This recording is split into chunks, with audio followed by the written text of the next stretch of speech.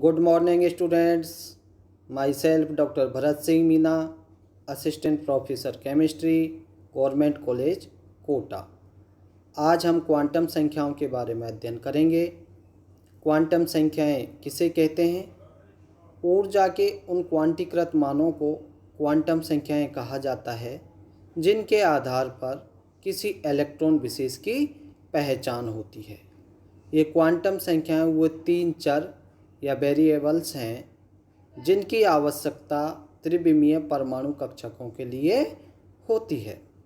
इनके अतिरिक्त एक और क्वांटम संख्या है जिसे चक्रण क्वांटम संख्या कहते हैं की आवश्यकता भी पड़ती है। ये क्वांटम संख्याएं किसी इलेक्ट्रॉन की स्थायी अवस्था निर्धारित करती हैं। इन चारों क्वांटम संख्याओं के आधार पर हम किसी इलेक्ट्रॉन की पहचान ठीक उसी प्रकार कर सकते हैं जिस प्रकार पोस्टमैन पत्र पर लिखे हुए पते के आधार पर उस व्यक्ति की पहचान करके उस पत्र को उस व्यक्ति तक पहुंचाता है। ये चार क्वांटम संख्याएं निम्न प्रकार हैं। प्रथम क्वांटम संख्या जिसे मुख्य क्वांटम संख्या या प्रिंसिपल क्वांटम नंबर कहा जाता है। दूसरी क्वांटम संख्या जिसे द्विगिंशी क्वांटम संख्या या अजीमुथल क्वांटम नंबर के नाम से जाना जाता है। तीसरी क्वांटम संख्या जिसे चुंबकीय क्वांटम संख्या या मैग्नेटिक क्वांटम नंबर के नाम से जाना जाता है। और चतुर्थ या अंतिम क्वांटम संख्या जिसे चक्रण क्वांटम संख्या या स्पिन क्वांटम नंबर के नाम से जाना जाता है। अब हम इन चारों क्वांटम संख्याओं का विस्तृत अध्ययन करेंगे। प्रथम मुख्य क्वांटम संख्या या प्रिंसिपल क्वांटम नंबर, इसे स्मॉल n द्वारा प्रदर्शित किया जाता है। इसका मान 1, 2, 3, 4 आदि कोई भी पूर्ण संख्या हो सकती है। यह मूल बोर मॉडल के मुख्य कोषों को दर्शाता है। मुख्य कोष संख्या 1, 2, 3, 4 आदि को हम capital K, L, M, N आदि द्वारा भी प्रदर्शित करते हैं। एक मुख्य कोष अथवा कक्ष में अधिकतम 2n² इलेक्ट्रॉन रह सकते हैं। जैसे यदि स्मॉल n बराबर 1 तो K सेल होगा और उसमें अधिकतम इलेक्ट्रॉनों की संख्या 2 × n का मान रखने पर 1 का स्क्वायर बराबर 2 होगी। इसी प्रकार से हम n बराबर 2 रखें तो L सेल होगा और अधिकतम इलेक्ट्रॉन ज्ञात करने के लिए 2n² से हम 2 × n का मान 2 रख दें तो 2² हो जाएगा और 2 × 2² होने पर n बराबर 2 में अधिकतम 8 इलेक्ट्रॉन होंगे। इसी प्रकार से हम n बराबर 3, n बराबर 4 में भी m सेल व n सेल के लिए अधिकतम इलेक्ट्रॉनों की संख्या ज्ञात कर सकते हैं। अर्थात हम कह सकते हैं प्रथम कोष में अधिकतम 2, द्वितीय कोष में अधिकतम 8, तृतीय में 18 व चतुर्थ में अधिकतम 32 इलेक्ट्रॉन रह सकते हैं। मुख्य क्वांटम संख्या से किसी परमाणु के आकार के बारे में भी जानकारी मिलती है। n का मान उच्च मान परमाणु के बड़े आकार का द्योतक है। द्वितीय क्वांटम संख्या या द्विगिंशी क्वांटम नंबर, यह मुख्य कोष से संबद्ध उपकोष की संख्या को दर्शाता है। इसे स्मॉल l द्वारा प्रदर्शित किया जाता है और इसके मान n के मान पर निर्भर करते हैं। इसकी कुल मान 0 से प्रारंभ होके n-1 तक होते हैं। अर्थात हम ये कहें यदि n बराबर 1 हो तो L बराबर 0 या पहले कोष का केवल एक ही उपकोष होता है। इस उपकोष को हम S द्वारा प्रदर्शित करते हैं। इसी प्रकार यदि हम n बराबर 2, n बराबर 3, n बराबर 4 रखें तो L के मान n के मान के लिए 0 व 1 होंगे, अर्थात दो उपकोष S तथा P होंगे। इसी प्रकार से यदि n बराबर 3 है तो L का मान 0, 1 व 2 होंगे, या हम कहें 3 उपकोष S, P व D होंगे। इसी प्रकार से n का मान 4 रखने पर L का मान 0, 1, 2 व 3 होते हैं, या हम कहें 4 उपकोष S, P, D तथा F होंगे। जब n बराबर 1 होता है तो L बराबर 0, अर्थात इसमें केवल एक ही उपकोष उपस्थित है। S प्रथम उपकोष में रहने वाले अधिकतम इलेक्ट्रॉनों की संख्या 2 होती है, अतः S में अधिकतम 2 इलेक्ट्रॉन रह सकते हैं। इसी प्रकार से दूसरे कोष में 2 उपकोष हैं S तथा P, इसमें अधिकतम 2 व 6 इस प्रकार से इलेक्ट्रॉनों का विभाजन होगा। तीसरे उपकोष में अधिकतम 18 इलेक्ट्रॉनों का विभाजन होगा, जिसे 2, 6 व 10 के रूप में विभाजित किया जा सकता है। चतुर्थ कोष के 32 इलेक्ट्रॉनों का विभाजन भी 2, 6, 10 व 14 इलेक्ट्रॉन अर्थात S, P, D तथा F कोष में रहेंगे। इस प्रकार से विभाजन कर सकते हैं। द्विविंशी क्वांटम संख्या से किसी कक्षक की आकृति या शेप का ज्ञान होता है। अतः L बराबर 0 तो S कक्षक की आकृति गोलाकार होती है, L बराबर 1 तो P कक्षक होगा और उसकी आकृति डंबल जैसी होगी। यदि L बराबर 2 है तो D कक्षक होगा और उसकी आकृति डबल डंबेल जैसी होती है। तृतीय क्वांटम संख्या, जिसे चुंबकीय क्वांटम संख्या या मैग्नेटिक क्वांटम नंबर के नाम से भी जाना जाता है, इसे स्मॉल m द्वारा प्रदर्शित किया जाता है। अपनी कक्षीय गति के कारण इलेक्ट्रॉन चुंबकीय क्षेत्र उत्पन्न करते हैं, अतः किसी चुंबकीय क्षेत्र में ये किस प्रकार अभिविन्यासित होंगे, इसके लिए तीसरी क्वांटम संख्या दी गई है। इसका मान L के मान पर निर्भर करता है या द्विविंशी क्वांटम संख्या पर निर्भर करता है।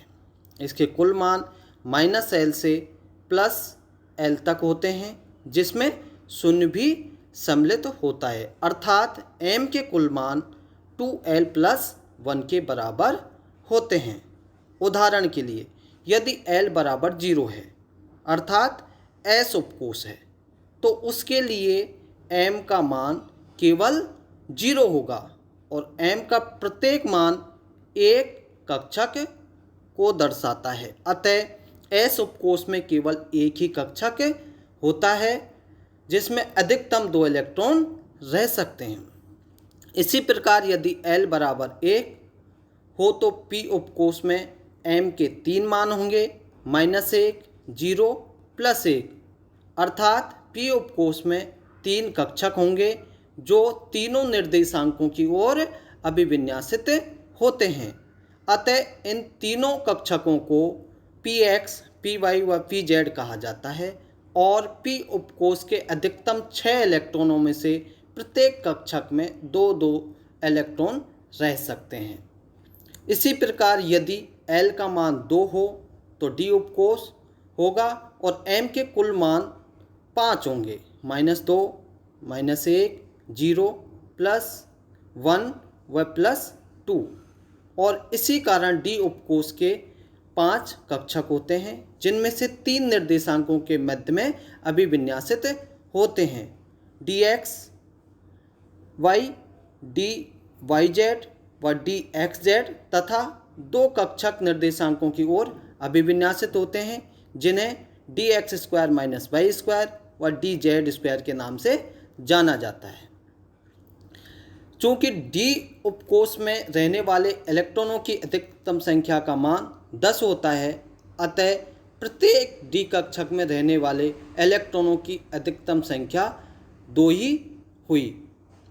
इसी प्रकार एल के मान 3, तो एफ उपकोष में होने पर एम के -3 से +3 तक कुल 7 मान होंगे। अतः एफ कक्षक 7 होते हैं, जिनमें से प्रत्येक कक्षक में रहने वाले इलेक्ट्रॉनों की अधिकतम संख्या 2 होती है। चुंबकीय क्वांटम संख्या से किसी कक्षक का त्रिविमीय आकाश में अभिविन्यास प्रदर्शित होता है।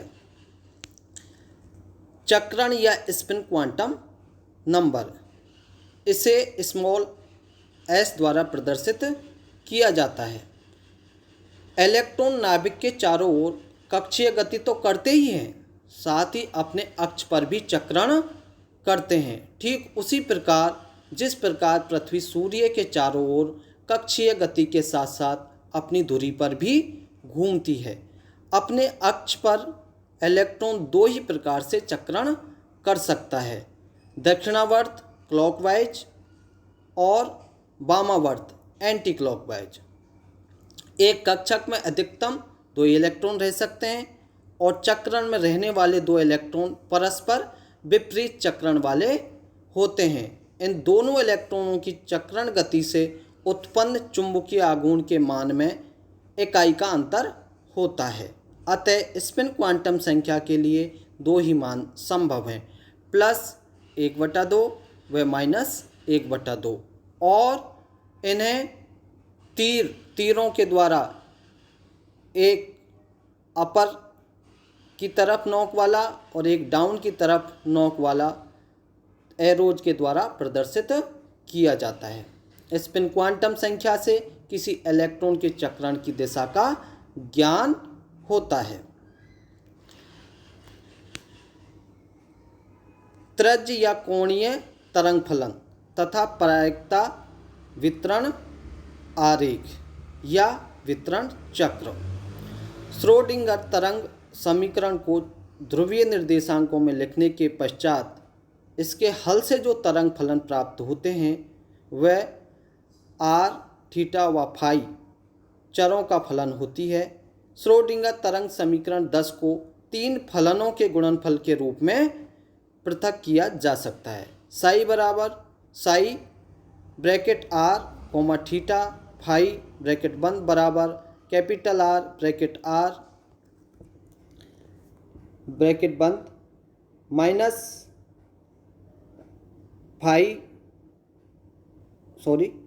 थीटा फाई ब्रैकेट में फाई, या हम इसे इस प्रकार से लिख सकते हैं phi bracket R theta comma phi bracket बंद बराबर R ब्रैकेट में स्मॉल r ब्रैकेट बंद y bracket theta comma phi bracket बंद, जहाँ कैपिटल R ब्रैकेट R बराबर त्रिज्य तरंग फलन तथा y bracket theta comma phi बराबर कोणीय तरंग फलन है। त्रिज्य तरंग फलन कैपिटल R ब्रैकेट में R, यह तरंग फलन इलेक्ट्रॉन की नाभिक से दूरी पर निर्भर करता है। त्रिज्य तरंग फलन का मान केवल मुख्य क्वांटम संख्या n तथा द्विगिंशी क्वांटम संख्या l पर निर्भर करता है। त्रिज्य तरंग फलन कैपिटल R ब्रैकेट में स्मॉल r से हम किसी गोलाकार कक्ष के लिए नाभिक से गोलाई में उस क्षेत्र को ज्ञात कर सकते हैं जिसमें इलेक्ट्रॉन के पाए जाने की संभावना उच्चतम हो। इसके लिए सतह के क्षेत्र या 4πr² तथा त्रिज्य फलन के वर्ग का त्रिज्य स्मॉल r के विरुद्ध एक ग्राफ खींचते हैं। हाइड्रोजन के लिए 1s 2s 2p 3s 3p व 3d कक्षकों के लिए 4πr² इंटू कैपिटल R² के स्मॉल r के विरुद्ध खींचे गए वक्र निम्नांकित चित्र में दर्शाए गए हैं। चित्र प्रथम है, जिसमें अवलोकन करने पर यह ज्ञात होता है S कक्षकों के वक्रों में शिखरों की संख्या n के बराबर, अर्थात जैसे प्रथम चित्र, इसमें 1s है, के ग्राफ में एक शिखर प्राप्त होता है। 2s के ग्राफ में शिखर 2 प्राप्त होते हैं और 3s के ग्राफ में शिखर 3 प्राप्त होते हैं। इसी प्रकार से हम P व D कक्षकों के वक्रों में शिखरों की संख्या क्रमशः n-1 तथा n-2 से ज्ञात कर सकते हैं। यहाँ पर ये 3P के लिए ग्राफ है, यहाँ पर शिखरों की संख्या 2 है, क्योंकि n-1 से P कक्षकों के लिए शिखरों की संख्या ज्ञात करते हैं। इसी प्रकार से अंतिम जो चित्र है वो 3D के लिए है, यहाँ पर शिखरों की संख्या n-2 से प्राप्त करते हैं, इसलिए शिखरों की संख्या 1 आपको दिखाई देती है। यह चित्र हाइड्रोजन की विभिन्न अवस्थाओं के लिए इलेक्ट्रॉन के पाए जाने की प्रायिकता का गोलीय वितरण आरेख है। उपरोक्त चित्र का अवलोकन करने पर स्पष्ट होता है कि s कक्षकों के वक्रों में शिखरों की संख्या n के बराबर है, अर्थात 1s कक्षक के ग्राफ में 1 शिखर प्राप्त होता है, 2s कक्षक के लिए 2 शिखर, 3s कक्षक के लिए 3 शिखर प्राप्त होते हैं। इसी प्रकार P व D कक्षकों के वक्रों में शिखरों की संख्या क्रमशः n-1 तथा n-2 से प्राप्त होती है। कोणीय तरंग फलन y bracket theta phi bracket बंद। कोणीय तरंग फलन y केवल थीटा तथा फाई कोणों द्वारा निर्धारित दिशा पर निर्भर करती है तथा इलेक्ट्रॉन की नाभिक से दूरी r द्वारा अप्रभावित रहती है। इसे थीटा तथा फाई चरों के पृथक पृथक फलनों के गुणनफल के रूप में लिखा जा सकता है। थीटा का मान द्विगिंशी क्वांटम संख्याओं पर निर्भर करता है, जबकि फाई मात्र चुंबकीय क्वांटम संख्याओं पर निर्भर करता है। y थीटा फाई बराबर थीटा थीटा फाई फाई। यहाँ थीटा थीटा बराबर f small l into m bracket बंद, l तथा m क्वांटम संख्याओं पर निर्भर करता है। फाई बराबर f ब्रैकेट में m चुंबकीय क्वांटम संख्याओं पर निर्भर करता है, अर्थात कुल कोणीय फलन थीटा फाई फाई नाभिक की दूरी पर निर्भर नहीं करता, केवल दिशा पर निर्भर करता है। S तथा P कक्षकों के लिए कोणीय प्रायिकता वितरण वक्रों को निम्नांकित चित्रों से दर्शाया गया है। यदि मूल बिंदु O से किसी कोण पर एक सीधी रेखा इस प्रकार से खींची जाए कि वह सतह पर बिंदु P पर काटे, तो उस रेखा की लंबाई इलेक्ट्रॉन को उस दिशा में कहीं भी पाए जाने की संभावना के समानुपाती होगी। S कक्षक के लिए प्राप्त चित्र गोलाकार प्राप्त होता है, जैसा ये चित्र में दिखाई दे रहा है। अतः इसकी किसी भी दिशा में OP रेखा की लंबाई, OP रेखा की ये लंबाई बराबर है, अर्थात नाभिक से किसी भी दिशा में S इलेक्ट्रॉन के पाए जाने की संभावना बराबर होती है। इसी कारण S कक्षक को गोलाई में सममित कक्षक कहा जाता है। तीनों P कक्षकों में निश्चित दिशात्मक गुण होते हैं और ये तीनों परस्पर लंब कोण पर स्थित होते हैं। Px, Py, ये Px कक्षक है, ये Py कक्षक है, ये Pz कक्षक है। यह दर्शाते हैं कि क्रमशः x, y व z अक्ष पर इलेक्ट्रॉन के पाए जाने की अधिकतम प्रायिकता या संभावना है। रेखा OP और इन अक्षों के मध्य कोण में वृद्धि के साथ इलेक्ट्रॉन के पाए जाने की प्रायिकता तेजी से घटती जाती है। थैंक्स।